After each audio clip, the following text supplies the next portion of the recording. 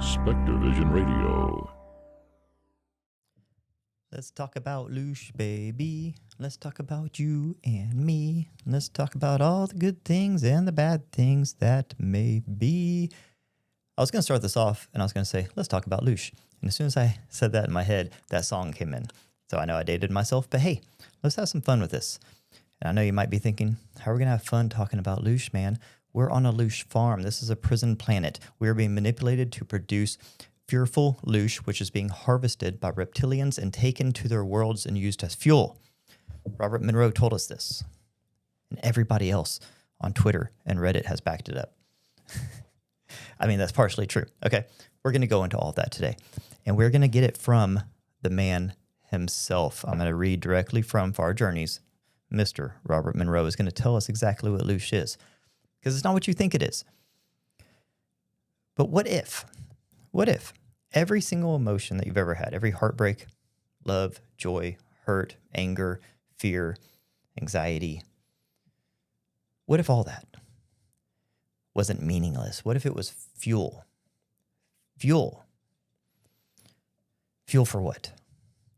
Well, in the 1970s, Robert Monroe, who is probably the most elite, most far-reaching consciousness explorer of all time, he discovered something extraordinary, and it sent him in a downward spiral. It sent him into a dark night of the soul. It really crushed him and took away his spirit because he knew the God that he thought existed didn't exist. He understood who God was and how God worked and what this entire reality is. And it wasn't what he thought. But then he learned more. Now, the problem is most people stop there. Most people stop with the juicy stuff, and they say, Robert Monroe discovered Loosh is an energy byproduct that all biological beings emit when they're having especially severe emotional experiences, and that this energy byproduct, which is called Loosh, can be collected, harvested, taken back other places, and used for other purposes, and that we can be manipulated to produce more Loosh. And it's actually pretty easy to do. Now, he discovered this, and all of this is true, but it was not in the proper context. And this is not just my optimistic feelings. We're going to read directly from the book because most people stop at the end of chapter, I think it's 13, and they don't go on to the next chapter. Because what he continues to figure out, and he is told very specifically by his in-spec friends, in-spec meaning intelligent species. These are non-human intelligences that had guided him through all of his journeys. They were a part of him, just an astral part of him. They furthered his education on Loosh and gave him the next part, which is the most important part because it describes to us what the purpose of Loosh is and what the by far most purest, most potent, and most powerful energy source in the entire universe is. And it's not fear. It's not hate. It's love. We're going to talk about it. Let's go.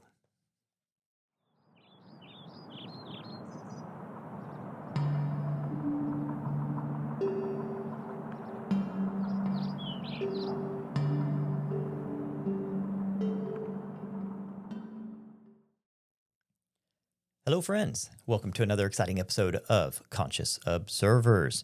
We're going to do a little book report today. We're going to switch it up a little bit. I have Far Journeys here, Robert Monroe's second book. It's an amazing book. It's a bit darker than his first and third, which get pretty dark.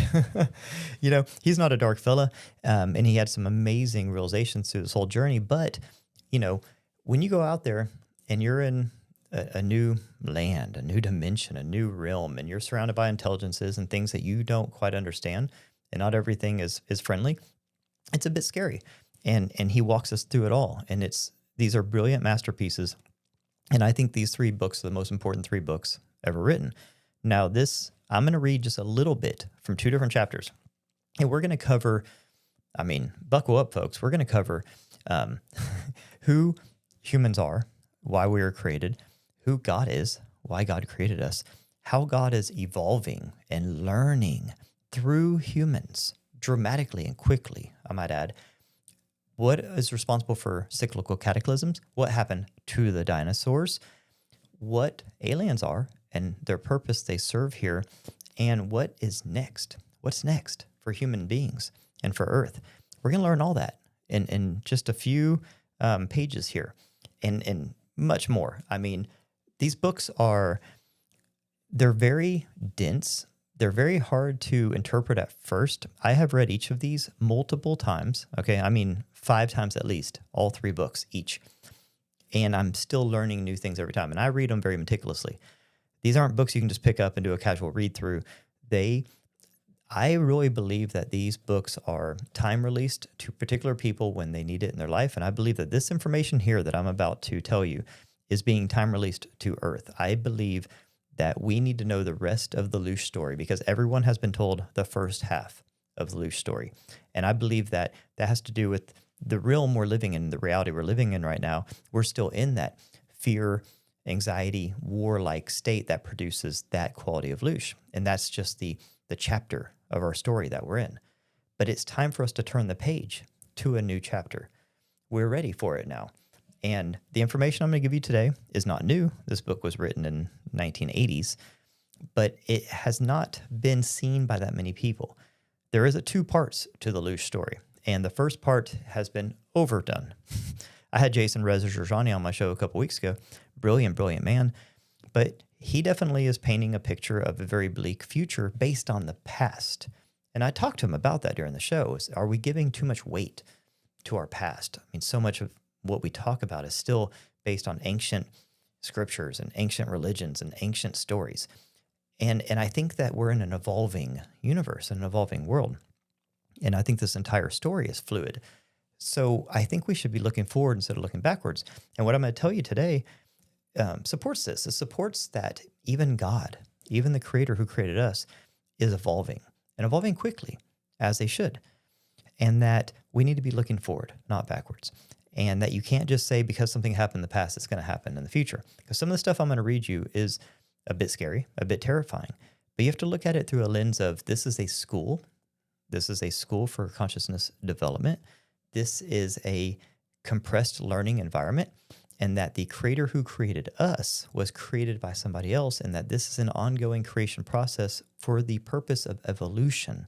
Evolution means that you're learning, adapting, and evolving along the way. Nothing is static. So you can't learn too much. We can't learn too much about ourselves by looking at Neanderthals. We need to look forward.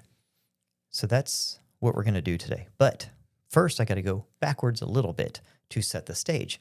So I'm going to read you some of the dark chapter on Loosh. And this is some of the stuff that you've heard in various places, but you're going to get it from Robert Monroe's mouth. And it's very, I would say, hard to understand some of his stuff because he kind of has a coded language. So I'll translate along the way. And just know that the first part of this is dark, but we're going to go to the next chapter that few do, and we're going to get into the really good stuff. But I gotta set it up here. So we start on page 162. And remember, or I'll tell you that he calls, so when he says someone, somewhere, someone is his name for God. Okay, so just imagine God. But God in this case isn't supreme creator. God in this case, someone in this case, is the one who created us, who created humans and created Earth. But as we learn later, even that one was created by someone else. Okay, so it starts off, someone, somewhere, requires, likes, needs, values, collects, drinks, eats, or uses as a drug a substance called Loosh. Now, this is the first time basically anyone's ever hearing this word. Loosh is right here.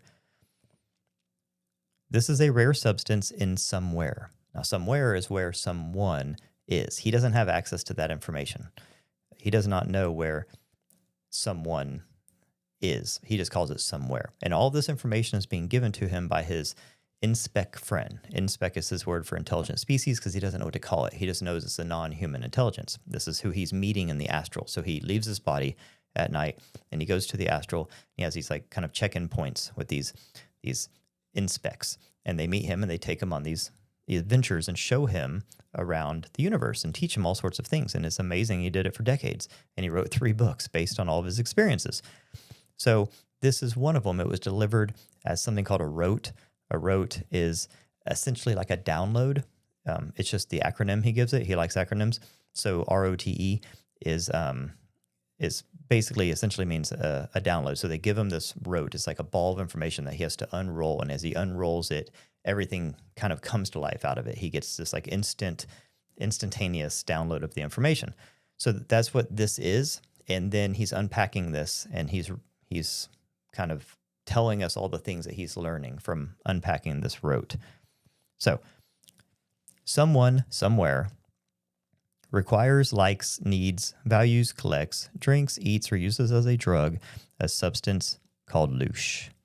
This is a rare substance in somewhere, and those who possess loosh find it vital for whatever it is used for. Faced with this question of supply and demand, someone decided to produce loosh artificially, so to speak.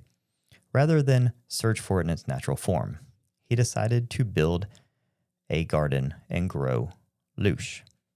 Okay, now this is the section that people take and they say, basically, we have a demiurge and we live in a prison planet and this is a Loosh Farm. Okay, and it's easy to, obviously, he says those things. So, just take that into account. All right, let's go to the next page. And I'm going to skip over a lot here because it's very dense and it goes on for a long time. But essentially what he talks about after the creator creates this garden, he goes through all these different experiments of different types of beings. In there are birds, are fish, are land animals, and are dinosaurs. And it goes on about all the different ways that he's manipulating and creating and altering all these different beings to see how they can produce the most loosh. And he discovers all these things along the way of what produces loosh, okay? Whenever an animal dies, it produces loosh. Whenever an animal's born, it produces loosh. Whenever an animal's scared, it produces loosh. When another animal eats another animal, it produces loosh. All these different things produce loosh, but it's not doing it in any sort of sustainable way. It's kind of like spurts, and it's not enough to really harvest. So they keep changing. And they go through the dinosaur phase. They create these humongous land animals called, he doesn't call them dinosaurs in here, but that's one of the first forms. And they're not sustainable because they're eating so much of the plants and they live for so long and they're so big that they were running out of plants. And it just wasn't sustainable. So they basically, I think I have it highlighted in here, but they basically, so like right here it says, okay, different part. Thus it was that the rule of the prime catalyst came into being. Conflict among carbon-oxygen cycle units brings forth consistent emanation of loosh. It was as simple as that. This is just a part basically talking about how he had created animals at the beginning to be sort of nice and eat plants, but that wasn't really producing too much loosh until they died, essentially. So then he started giving them claws and things like that and making them more, have to eat other animals to live, and that led to fights. And he discovered that basically conflict was producing a lot of loosh. And so, hey, score. Now we know how to produce loosh, right? This is the dinosaur part here. So in one single motion, this is after he discovered that these dinosaurs, he had created them to be, to fight, that's why they're scaly and they had big, teeth and claws. If you look at all the dinosaur bones we find, they're not real practical and efficient beings, but they would have been, a lot of them very, very good fighters. And you can imagine these epic battles that they would get into. You look at something like the T-Rex, there's not really a real good aesthetic reason that it was designed that way. It was just sort of designed. Even like sharks. Sharks have been around for longer than trees, a very long time, like 600 million years or something. Sharks are made just to fight. That's it. There's no other reason for them. I saw a shark today. We have sharks everywhere here. They're not cuddly. They're not funny. They don't really do anything of value, but they fight. So they are leftovers from this earlier period. The dinosaurs were wiped out. The sharks weren't. They're still here. So they're sort of like the leftovers. They made it through this part here. In one single motion, someone is God, terminated the lifespans of all the lumbering third crop mobiles. Lumbering third crop mobiles are dinosaurs, going back to the first crop in the liquid area. So they talk about right here, in one single motion, someone, God, terminated the lifespans of all the lumbering third crop mobiles. So to simplify it, in one single motion, God wiped out all the dinosaurs. He did this, according to this, because they were inefficient at producing loosh, and they were basically eating all of the plants, which is one of the types of loosh producers, and they weren't sustainable, and it was messing up the sort of the equilibrium of the system, of the garden. So he wiped them out, okay? And this happens multiple times where, he wipes out, I say he, I don't know, God, the creator, wipes out the beings as he's iterating and evolving and trying to perfect this loosh garden. So go to the next part. And I'm skipping over a lot here because, like I said, it's very dense. And so I'm getting to the good stuff.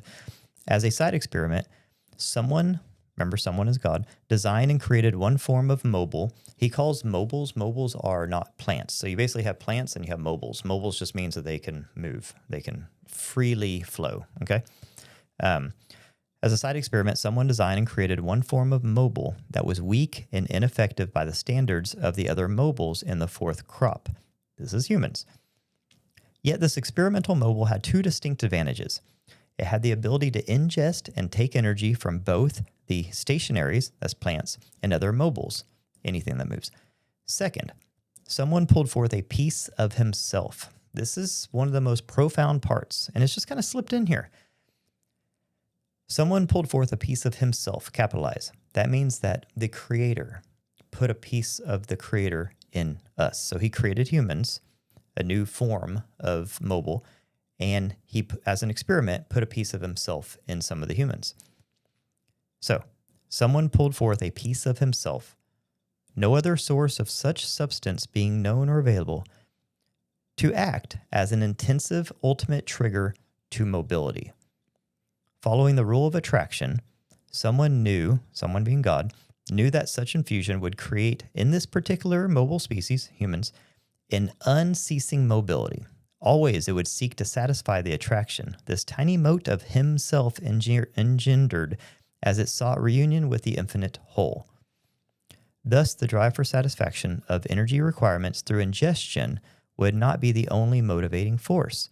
So before this, basically all living creatures on Earth just were trying to eat.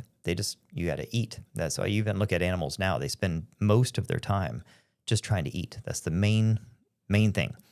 So he said, okay, I don't want these new types of mobiles just being obsessed with eating and concerned with eating, because he's trying to create more loosh. So he put a piece of himself, a spark of divinity, a piece of creator in some of these beings to see if it would give them this sort of divine curiosity and magnetic pull back to source, almost like, you know that your other half is out there somewhere and you're longing for it. And that this would give these new mobiles more motivation other than just survival and finding food. This is all an experiment. So it goes on. More important, the needs and compulsions created by the peace of someone, that means the peace of God, could not be satiated throughout the garden. Thus, the need for mobility would be ever present, and the conflict between this need and that of energy replacement would be constant, possibly a continuous high-order loosh emanator if it survived. This was an experiment to see if he put a piece of himself in the person, knowing that that person cannot, on Earth, find God, because God's not on Earth. So he put a piece of himself in these people, knowing that they would be trying to find the other half, trying to find source, trying to find God, and knowing that they can't. And this longing and this constant pull and motivated, this motivation would ultimately produce a higher quality loosh. This is the experiment. This is the thought behind all of this. Goes on. The fourth crop, which is humans, exceeded all of God's expectations. It became apparent that a consistent, useful flow of loosh was being produced in the garden. The balance of life operated perfectly, with the conflict factor producing immense amounts of loosh and a steady supplement brought into being by the constant lifespan terminations, death, from all types of mobiles and stationaries. Basically saying we're producing loosh like crazy because everybody's eating everything. To handle the output, someone set up, this is where it gets really wild. To handle the output, someone set up special collectors to aid in the harvest. This is the first time they've used the word harvest, and you got to think, what are these special collectors? He set up channels to convey the raw loosh from his garden to somewhere. No longer did somewhere depend principally upon the wild state as the principal source of loosh. The garden of someone had ended that, meaning that loosh is produced naturally in the universe. It's a natural byproduct of different things, but it's very sparse. And now this creator, had created a garden and created these types of mobiles, these types of creatures, types of beings, and ultimately this human being that was incredibly efficient at producing loosh. And he set up these collectors, which we'll get into in a little bit, but I'm pretty sure the collectors are what we would call gray aliens. And these collectors and these channels that he sets up are working around the clock to collect and harvest our loosh on a very regular routine. Okay, I know this isn't fun. Should I go back to singing Salt and Pepper? Did that help? But don't worry, this is the dark chapter, okay? And this is where you can see why people would read this and they would be like, oh my God. And it's terrifying, but it's also clickbait. But we're not going to stop here, okay? Let's keep going. Hang in there, guys. With the success of the garden and the production of loosh by cultivated means, others began to design and build their gardens. This is interesting. So now he's talking about others, which means other beings like himself. So remember, when they're talking about someone, he's talking about what we call God, okay? What we call God.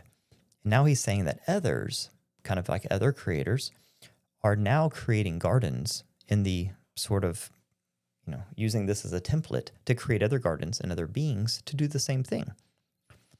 This was in accordance with the law of supply and demand. After all, vacuum is an unstable condition. As the amounts of loosh from someone's garden only partially met the requirements of somewhere, collectors on behalf of the others actually entered the garden of someone to take advantage of those small emanations of loosh overlooked or ignored by the collectors of someone. Now, this is a big book, and it's very dense. So some of these sentences you can just read on through and not think too much about. But let's think too much about this one, because I'm going to read it again, then I'm going to explain it to you.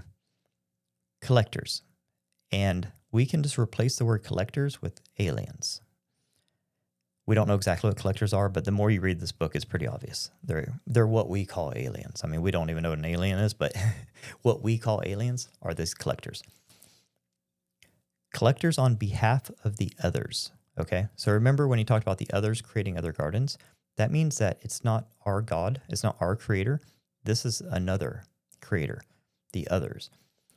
And these collectors aren't our collectors. They're not the collectors that our creator put here. They're other collectors that are on the behalf of the other creator.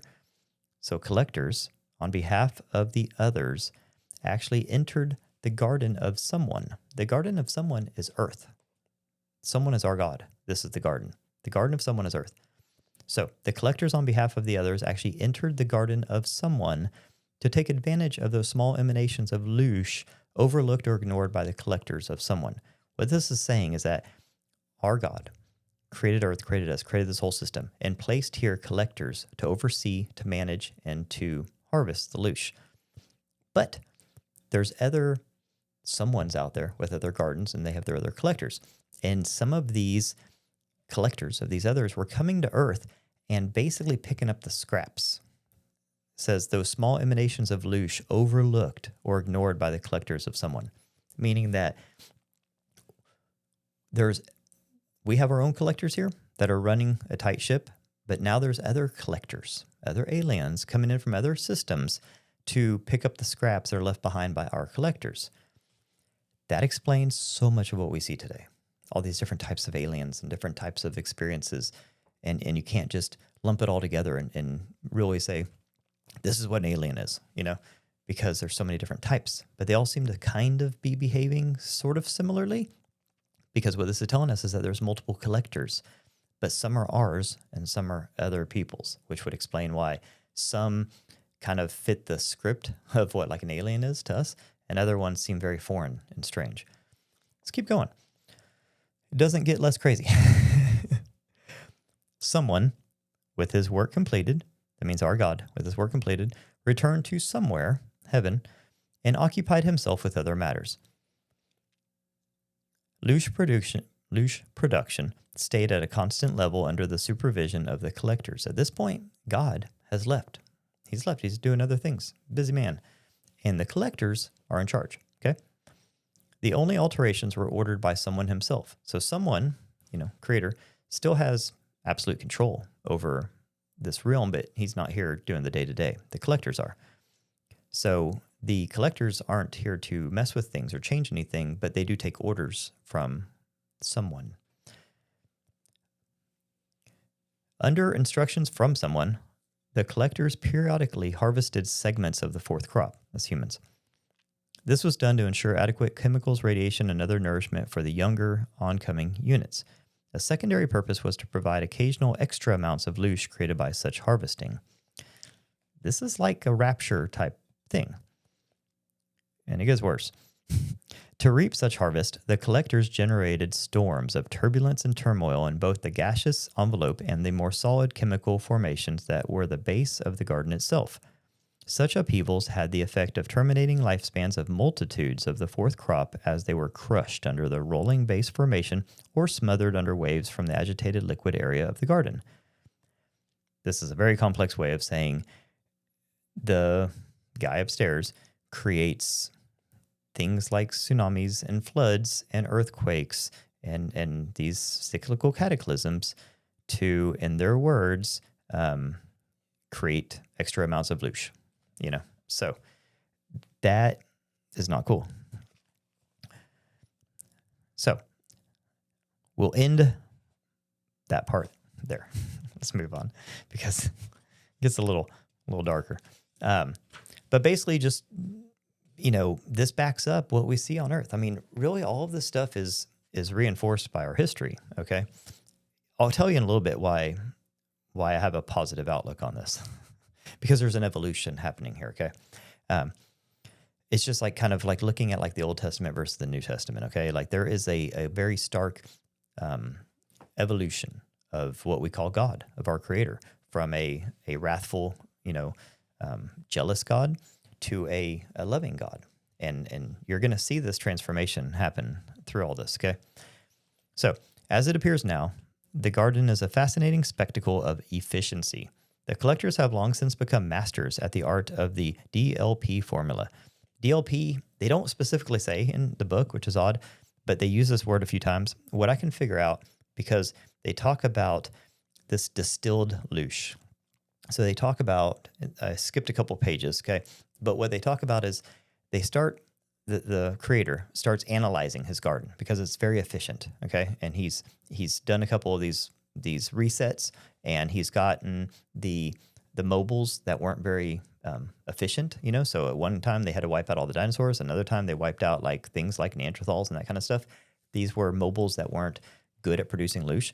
I don't get the impression he ever put his spark, the piece of divinity, into other humans. I think Homo sapien sapien, what we are, is the experimental, humanoid, the mobile that actually got the piece of divinity. And I think that's why we had the unfair advantage because,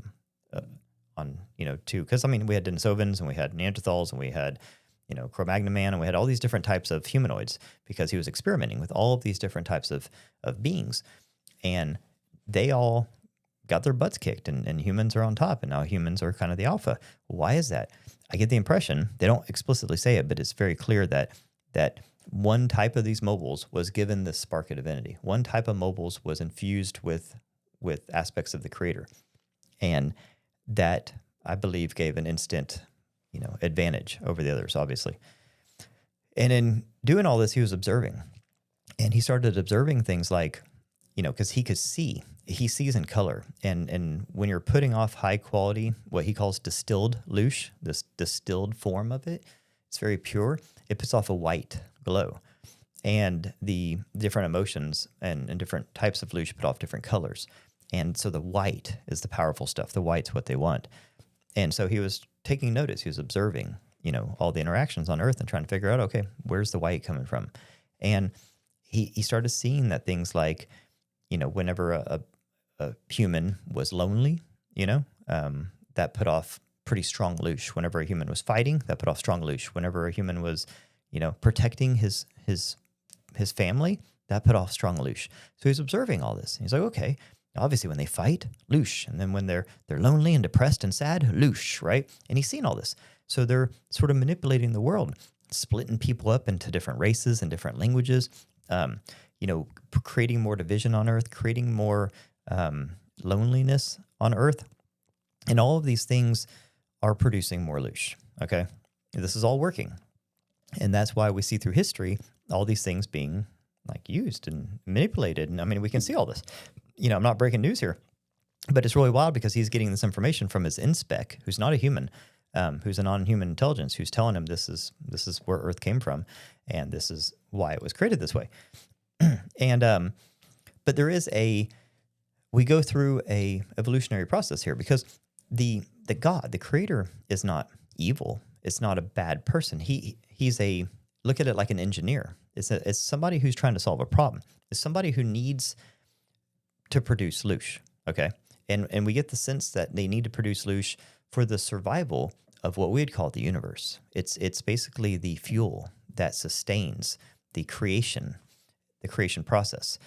And so this let's call it an engineer, this creator is not doing this for entertainment purposes. It's not doing it because it's sadistic. It's doing it because it's trying. It's learning and experimenting and trying to figure out how to produce the most amount in the purest form, this distilled form of loosh.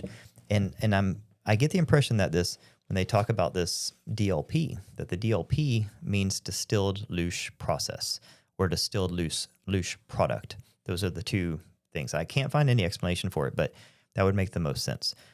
So at this point, he's figured out all the different scenarios and situations that produces the most distilled loosh, and this is what he's focusing on. So in this part here, it says, as it appears now, the garden is a fascinating spectacle of efficiency. The collectors have long since become masters at the art of the DLP formula, which means now the someone, the creator, has removed themselves from this situation completely because it's running so efficiently and it's running so well.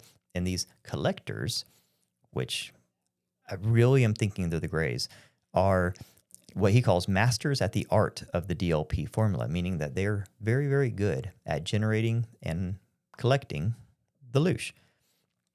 So we're in good hands, right? Type 4M units dominate, that's us, and have spread through the entire garden, with the exception of the deeper portions of the liquid medium, the sea. These are the principal producers of loosh distillate. Okay, so we've done it. We're the best, guys. We are the best loosh producers on Earth. Woohoo! I don't know what we win. Okay, so he goes on, to talk a lot about, I'll read just one. I wasn't going to read any of this because it's so dark, but he does, here, let's just go, I don't know where it's already pretty late. Okay, let's go to the next chapter.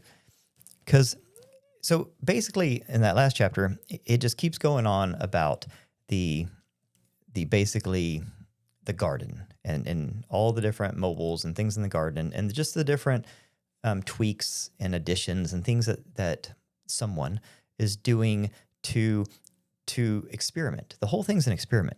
Let's tweak this and let's see, how they react, or let's see, it's really more about the production of loosh. That's really, you get the impression that's all they care about. That's it, period. It's not about feelings or emotions or ethics or anything like that. This is like a system. It's an energy production system, and the person over it, the someone, is like an engineer, a very analytical minded.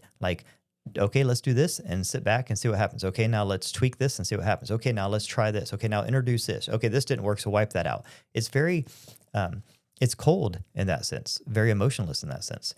but not being done in any sort of purposeful way to, specifically torture or create. Like, they didn't go into it and say, okay, Loosh, negative emotions or anxiety or depression or fear produces Loosh, so let's just focus on that. It was totally unbiased. Like, let's see what produces the most Loosh. And this is where it gets really exciting, because what Robert Monroe and Tom Campbell discovered in separate explorations is that essentially the universe runs on unconditional love. I know. Woo, unconditional love. What's that even mean?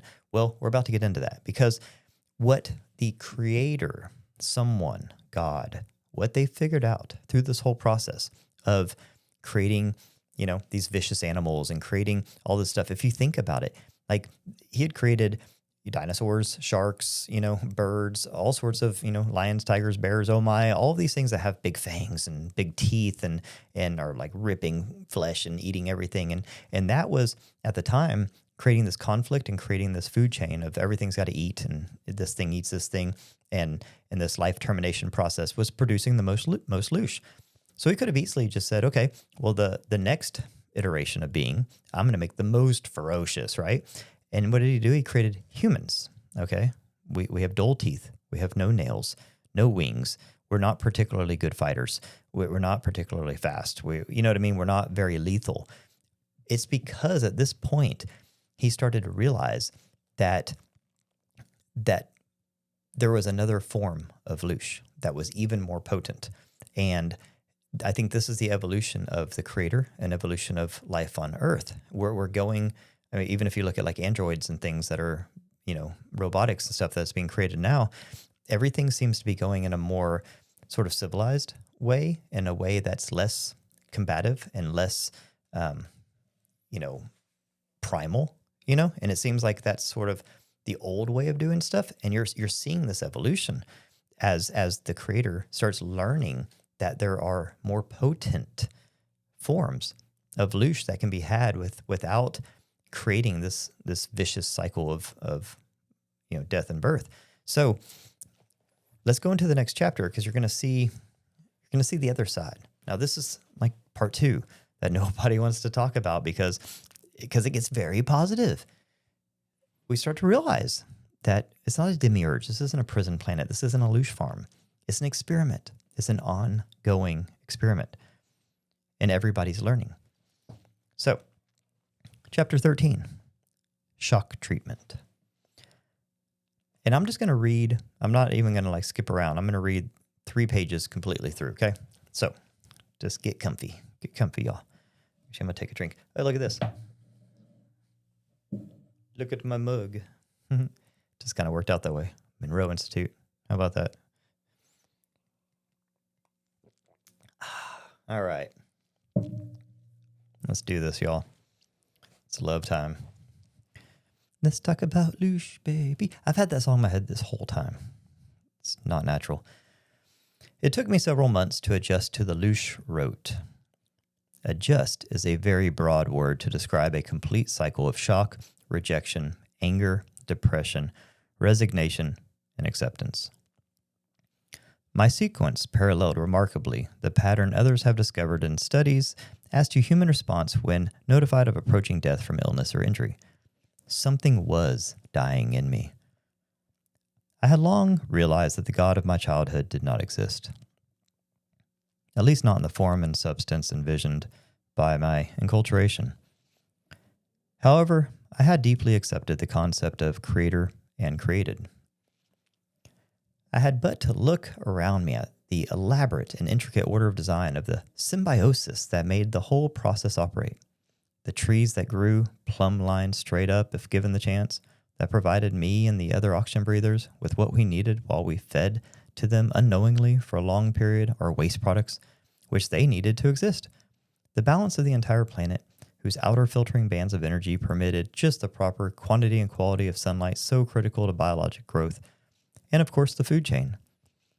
The Loosh rote explained everything very neatly. Most important, it had explained the purpose, the reason for it all, the why of it. This factor had long eluded me. The Loosh answer was simple and obvious. The reason was there, in very prosaic fashion. We were indeed producing something of value. Loosh. If one finally was able to get past the emotional barriers involved, it became hard even then to find holes in the general concept. An explanation of total human behavior and history. That left the inspects. Remember, the inspects are his non-human intelligent friends that he meets in the astral. Were they the gardeners, the loosh collectors, or the overseers? The question tantalized and tortured me for many weeks before I finally decided I must find out one way or another. On a particular night, after great difficulty in getting 2 cycles of sleep, I awoke with a start and lay quietly in bed. Evidently, my fear of what I might find was greater than I thought, as I unhooked with difficulty from the physical, then slipped out of the second body as it hovered. Typically, he's able to just slip out. I mean, he's been, at this point, he's been doing this for about 20 or 30 years, and he is very proficient at out-of-body travel. It used to be something that just happened spontaneously, and he couldn't control it, and then he got very, very good control over it, and he was able to do it at his command. And so what he's saying is that he thinks that he had decided after weeks of being tormented and depressed about this whole Loosh thing, he was like, okay, I'm going to go meet with my inspect friends and get some answers. And he was so subconsciously scared of what he was going to find out that it was going to be even more terrifying than what he was already, confronted with, that he was kind of giving himself trouble slipping out. So that's what he's talking about, how he was kind of surprised he had difficulty of getting out. So he's out now.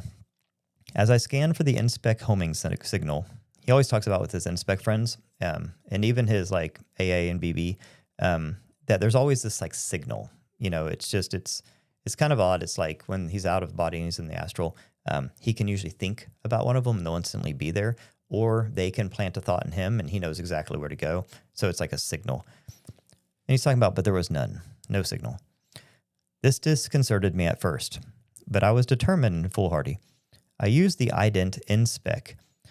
So that's basically his way of saying he's putting out there like the thought, inspect. He's kind of sending out his signal.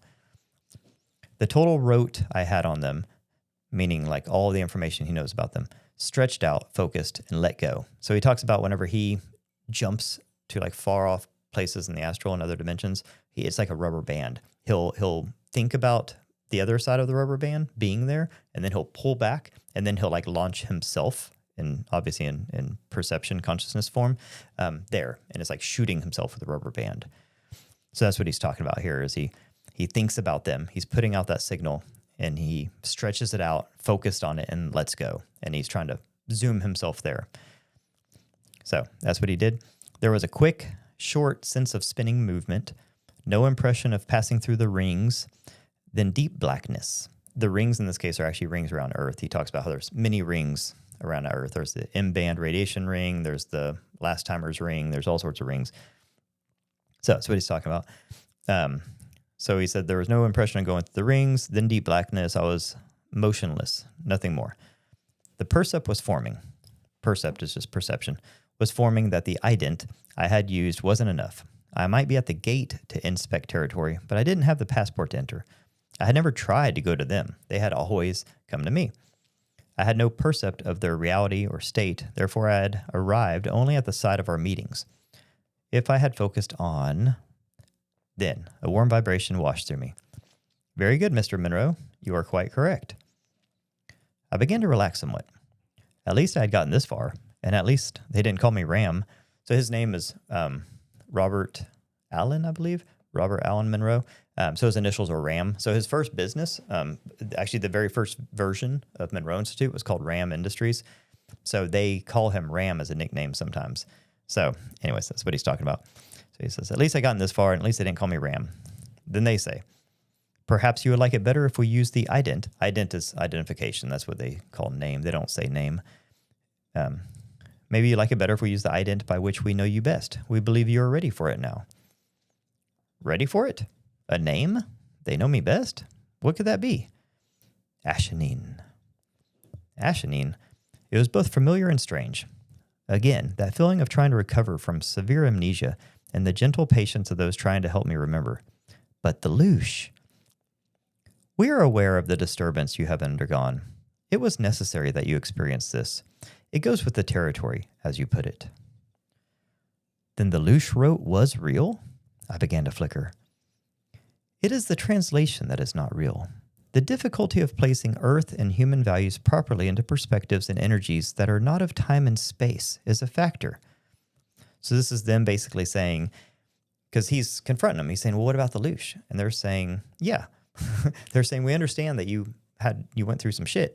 And they said that's all part of the process. And he's saying, oh, it's real. And they're like, well, yeah, it's real, but your translation wasn't correct. And they said, basically, they were having there's a translation issue. Like, they're not in time space and they're not physical bodies. So they don't have the emotions. Like, we're in a physical body. So we have emotions, right? We're very emotional creatures here. So we think of like death and birth and fear and hate and all these things and very emotional. We're very invested in this world. They're very separated from it, okay? So they have to remember something. They're basically saying that there was a lot lost in translation because you were getting a non-human intelligent rote that was being translated into human, and it didn't translate properly, basically. So then he says, I turned inward, picking up the Loosh rote. Loosh, an energy generated by all organic life in varying degrees of purity, the clearest and most potent coming from humans, engendered by humanity, by human activity, which triggers emotion, the highest of such emotions being love. Is love Loosh? Robert asks. Continue, Ashanine. But according to the rote, Loosh is thrown off when life ends its physical existence, when pain occurs, anger, hate. These can't be the same as love. How would you define love in your terms? I knew that would be the next order of things, and I couldn't come up with an answer. Throughout history, great minds and greater philosophers have given it a try with only partial success, and I was none of these. I wouldn't even consider trying. But you know it exists. Love is not an illusion. I released the Loosh rote and turned deeply inward, scanning. It was easier from this perspective, or perhaps it was the presence of the inspec energy. It presented itself much as a simultaneous mixture and sequence of musical chords and short melodies. Only it wasn't sound. It was patterns and colors of light. Scattered among the clutter of harmony, dissonance, discord, excitement, fun, fear, and emotion, and beginning shortly after birth, I had the percept of occasional surges of white. So at this point, he's viewing from a higher perspective his life, and he's viewing his entire life in this wave form. Okay, so he's not seeing it in visual. He's seeing just wave form of colors.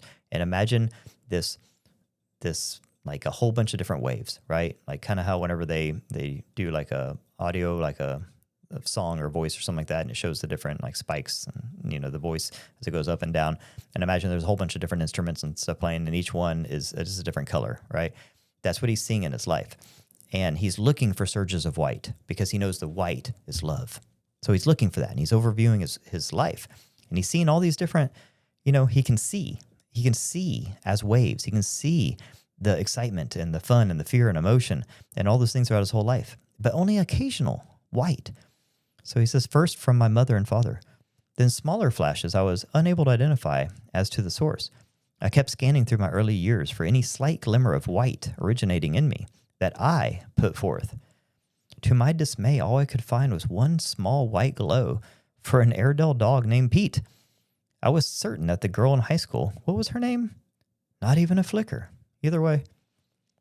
And they say, most common misconception, early manifested survival drive, basically telling him that that girl in high school that he thought he loved was just part of his survival drive, like, you know, part of mating and procreating, that it wasn't actually love. I agreed. Yet I could understand why. The bright red and pink chords and urgent melody were impressive even from this viewpoint. No wonder an ignorant curl such as I would come up with the wrong percept. I went on through the mess in a fast-forward mode. Wait, hold on. I went on through the mess that was I. Okay, so he's saying the mess of different waves. He went on through that mess, which was I. He is that mess of waves in a fast-forward mode. And I could spot sure and solid white surges here and there of which I had been unaware. and their reality depressed and saddened me because I found no significant emission from me that was remotely similar. So he's basically saying that he found some white and stuff in there that kind of happened to him, but none that he was producing. So he's going through this, like looking at his life in this color wave form, trying to find white that he's emitting because he wants to be a Loosh producer. He's like, where's my love Loosh, right? And he's not finding it. So he goes on, it was all coming in, and I took it and didn't respond. I finally cut it off, would go into it no further. I wasn't much of a Loosh producer. Too many other color chord patterns and melodies, except for now. I knew some strong emissions and a few points were coming out of me. Did it take that long? They go on. You understand waveforms. All come from the same baseline, the colors and the white. The difference is frequency and amplitude. Robert says, I knew what they were doing and I appreciated it. My focus was being diverted from what I thought was unpleasant back into an abstract yet trunken roots position. Using the same stuff, interactive experience, one began to learn to express anger, pain, fear, and all the rest. And finally, hopefully, if you pass the course, a special energy waveform labeled love. Yet we don't really know what it is, and with my suspicion growing, how to really use it. They say, in response, this is a carefully designed school of compressed learning. So interesting, because I use this metaphor all the time, that this is a school, and I call it a simulator for consciousness development. And that's what we're learning here, is we're learning that, like he's saying, that he has the suspicion that we don't really know what love is or how to use it. And they're saying this is a carefully designed school of compressed learning, meaning we don't know how to use it yet. That's what we're learning. So if you think about it, how can you have love without hate? How can you have light without dark? How can you have hot without cold? You have to have the opposite side. That's what makes us a duality. So the only way, and I cannot think, I've racked my brain, I cannot think of another way that we can actually have love exist if we don't have hate and pain and heartbreak. It's like you have to have that to even quantify and determine what love is, because love is the opposite. It's the other end of the spectrum. It's the positive to the negative. So what they're saying is for us to get to this point to where we can produce love Loosh consistently, we had to go through those other grades and those other stages and those other phases of our development to even be able to get to the point where we even know what love is, because we have something to compare it to. And we've learned, we've seen it from the other side. So it's very interesting that they come back with him, and after all those things he says, pouring out his heart, they just simply say stoically, a carefully designed school of compressed learning. That's what this is. Now he goes on to learn to be high quality Loosh love producers. Okay, so if you remember in the last chapter, it was very dark, talking about why someone, God, created us, created this world, created everything, why they were doing the things that they were doing. And he would use the word Loosh to describe the energy byproduct that we put off. Now, through this whole chapter and for the rest of the book, every time he says Loosh, he puts right after it /love. Loosh/love. Loosh/love. Now, all the people out there who insist on saying that Robert Monroe was adamant that we live in a Loosh Farm, this is a prison planet, and that there's some sort of demiurge being that is manipulating us and pitting us against each other on purpose to produce Loosh just for their own good, we can start to put that behind us a little bit, because what we've learned is that is how it started, but that's not how it's going. And if there are things that are still doing that, which it seems like there might be, like this even talked about earlier, there are these collectors coming from other systems that are coming in here and picking up scraps. What if they're coming in here and they're tired of just eating scraps and they're actually trying to produce Loosh? And maybe they are the ones manipulating us. That very well could be. And the more we know about the system, the more we can take our power back. And also, if you do think there's parasitic entities out there that are feeding off of your negative Loosh, do you know how that you get them to go away from you? You stop producing negative Loosh. We have the ability to dictate what type of energy byproduct we put out because it's a byproduct of our energy. So if you're radiating at a very high positive energy, guess what? You're going to be putting off positive loosh. And if there is a parasitic entity that lives off positive loosh, it's probably a happier fella than the negative parasitic loosh energies, right?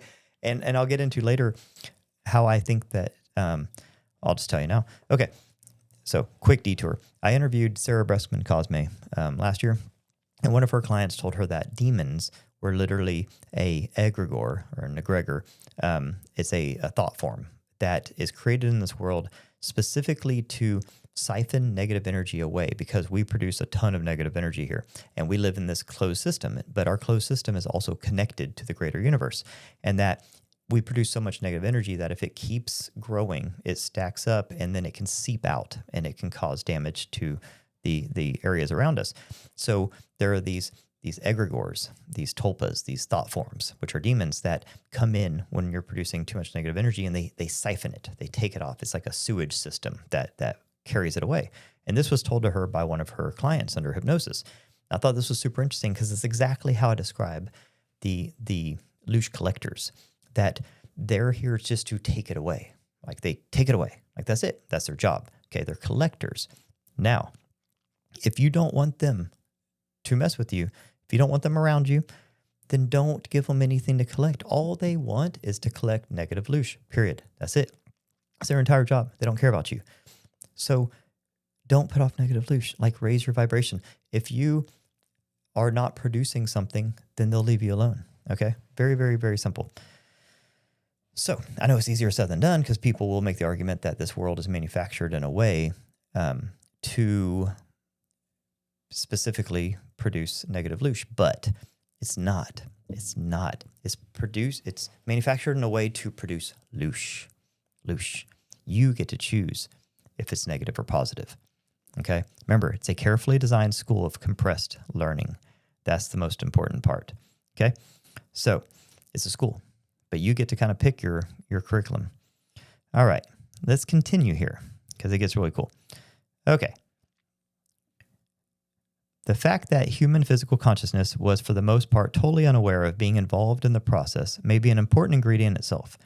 Precious few are cognizant of the non-physical agenda, at least overtly. I mean, that's a great sentence. I'm going to read it again. The fact that human physical consciousness was for the most part totally unaware of being involved in the process may be an important ingredient itself. Precious few are cognizant of the non-physical agenda. So he's basically saying that when you're here in the physical, you're unaware that there is a non-physical world, and you're unaware that there's an agenda in the non-physical world. And that when you're here, you are kind of, I don't know, like a pawn in a game, more or less, and we're completely unaware of it. So he goes on. It was getting pretty heavy for my cognizance. Yet I began to get a very faint percept, elusive, but it was there. What would happen if the Guernsey cow did discover that her milk had value? He grew up on a cow farm, so he uses this analogy a lot. That's why he even said Loosh Farm, is because he grew up on a farm, so that he goes back to that metaphor quite often. What would happen if the Guernsey cow did discover that her milk had value? What could she herself do with it if she didn't have a calf to feed it to? Could she save it? Could she spend it on more hay or protein vitamin blocks to lick? What if she then discovered man was taking the milk she produced, rebel, refuse to deliver any more milk? Then she would no longer have a pasture in which to graze, protection from wild dogs, a bull when she needed it, and most of all, no barn to go to where she could get relief from the rain and the pain. Without a sense of serial time, she forgets that the pain eases eventually, perhaps even knowing she wouldn't care. She wouldn't want to mess up a good thing. Therefore, who cares? Who would care? They say, the inspec, to use your term, you can't beat the machine. Robert, the percept was still there, faint, still to be explained and satisfied. What about those who do beat the machine? There always have to be exceptions. No machine is perfect. Only one anomaly is needed to prove a statistic or to create one. Are they carted off to be ground up into hamburger meat? If so, is the hamburger a sort of super loosh or something entirely different? Is this also a part of the machine product, or is it rust that is scraped away and discarded? And the bull calves, what is their role? Never will be loosh producers themselves. It takes only one bull for every 50 cows. So there's a surplus. In nature, the machine, left alone, there's a way that it is automatically taken care of. The impersonality of that prospect of dominance and predation is certainly not in the winning column. Hold it there. The percept is getting stronger. There would be no loosh production without at least one bull. So he is an indirect loosh producer, vital to the method. That would infer so are grass, hay, water, minerals, and the rest. The inspect says, remember your waveforms, beat frequencies you like so much. Let's see here. If a smart transmitter propagates certain waves, they can resonate with other related vibrations of like kind to form a multiple pattern, which if thought of as light would be white. So in and of itself, you don't have to be the end product antenna or transducer, just one of the oscillators. You may never display actual loosh radiation, but you have a vital part in its production. Remembering the scan of my early years, I felt so much better. Basically, he's saying that we're all part of a system. And it doesn't really matter if you specifically, it's not like they're not judging you by like how much loosh you're producing, because everybody is a part of the system. It's like honeybees. Everyone's playing their role. The inspect says, then why are you disturbed? Robert says, the percepts still itched inside me. They were right. What would I do with loosh love if I had a large warehouse full of it? Hand it out? It would only come back with interest, and I would have to build another warehouse to hold the compounding growing volume. The percept surged brightly. It was so obvious. Someone, somewhere, if I could. The inspect says, you are not ready at this point.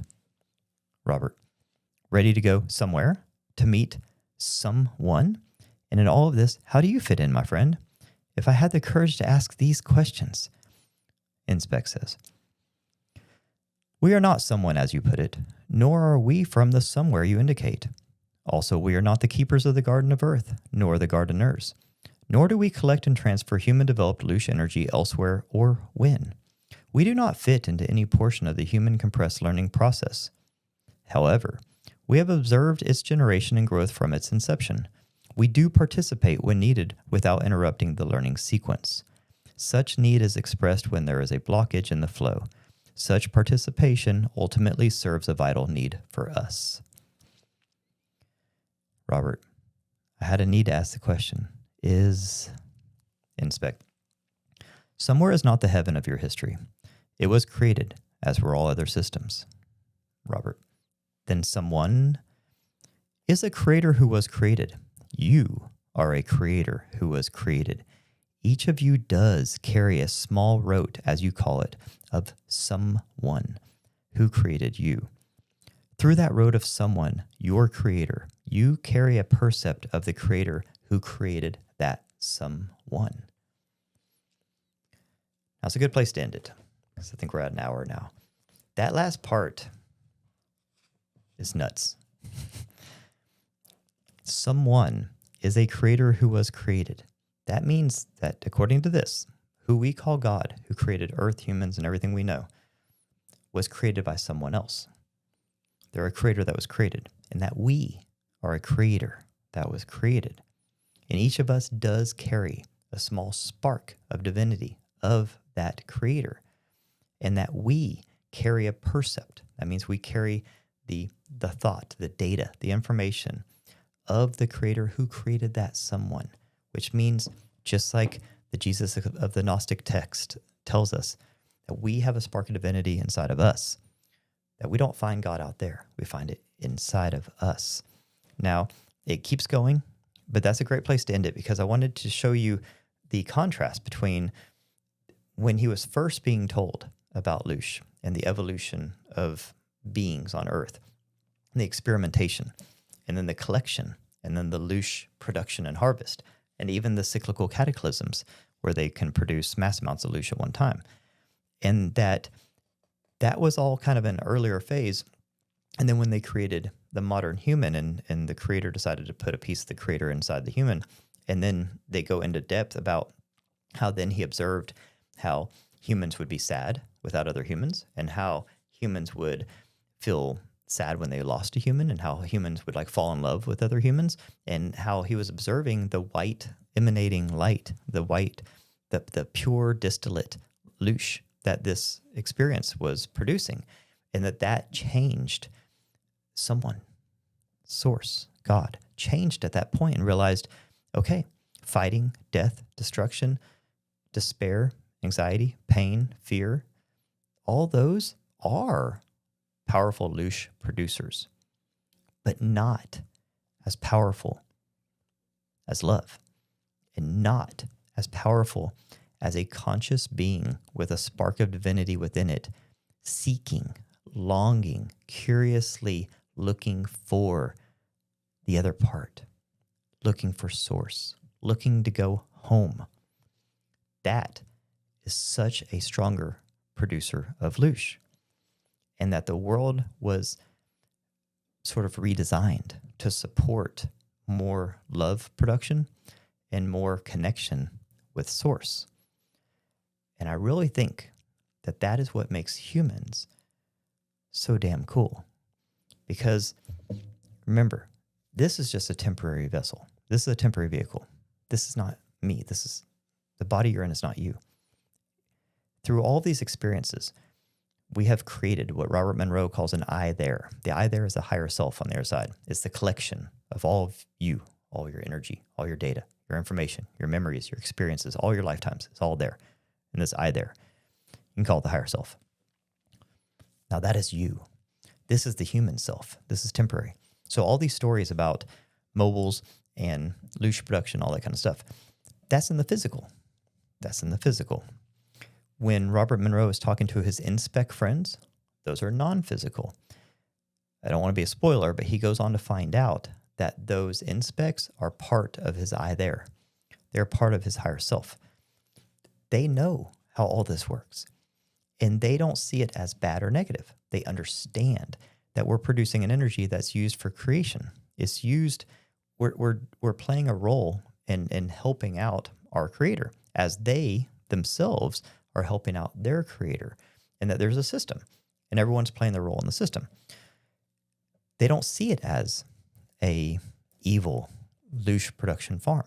They see it as an evolving experiment and in a way to produce the purest form of loosh, which now we find out, because I do believe the universe is inherently good, and that universal love, unconditional love, is the primary source of creation in the universe. And that's what we're seeing in this evolving story of our creator God going through all the experimentations, figuring out what, of all the things he's tried, which is everything, what produces the most purest form of loosh distillate, and it's love.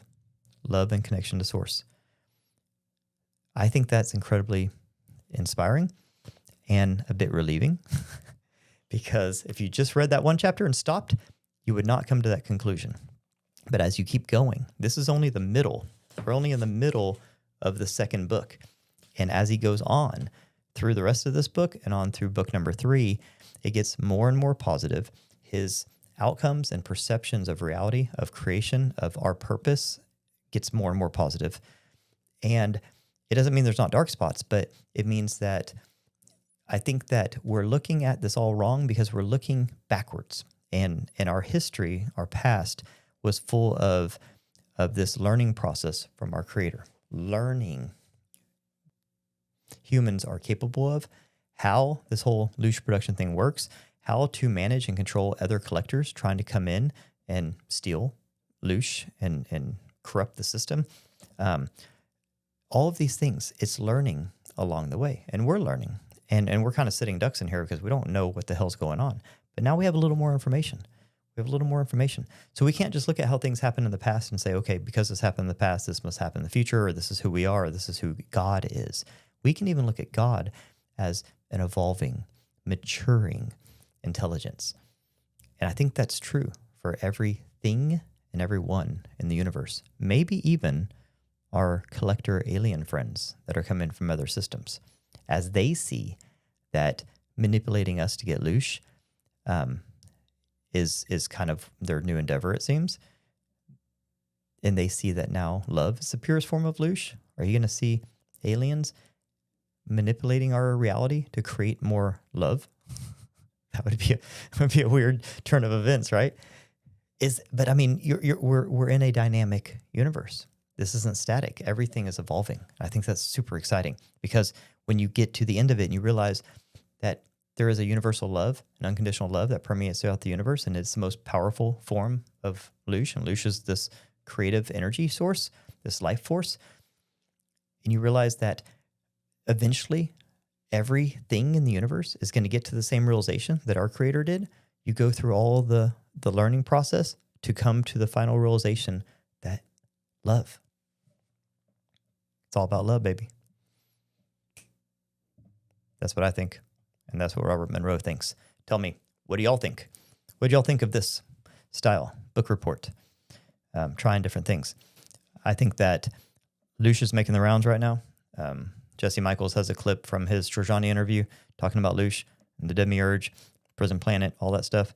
Trojani's awesome, but he is also, he's a futurist, but he spends a lot of time focusing on the past and religions and that kind of stuff. And I think all of it's absolutely correct as far as the context of it being in the past. I say, let's leave that stuff in the past. Let's leave it in the past. Let's create a new future based on the new understanding that Loosh is real. And our creator did create us to be Loosh producers. But guess what? Love is the most powerful form of Loosh.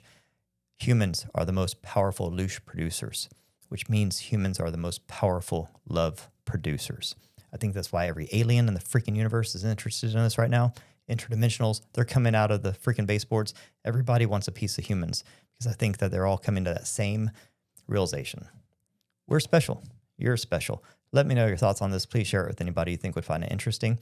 And love you all. See you in the next video. Peace.